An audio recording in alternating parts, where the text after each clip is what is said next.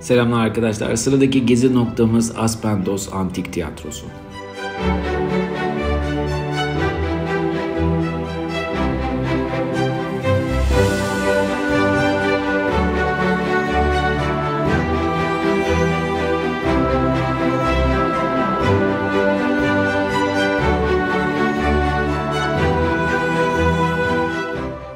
Aspendos Antik Tiyatrosu, Antalya ilinin Serik ilçesinde bulunan Belkıs köyünde yer alan bir antik tiyatrodur.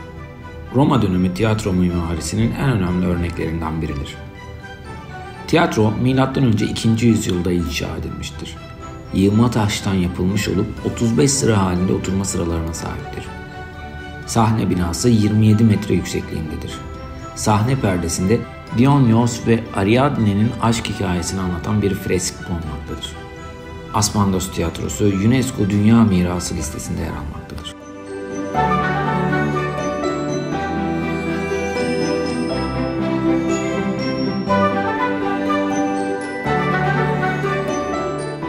Aspendos Antik Tiyatrosu mükemmel akustiği ile dikkat çekmektedir. Tiyatronun akustiği o kadar iyidir ki en arka sıralardan bile sahnedeki konuşmaları ve sesleri net bir şekilde duymak mümkündür. Bu akustik, tiyatronun inşasında kullanılan özel malzemeler ve mühendislik teknikleri sayesinde elde edilmiştir.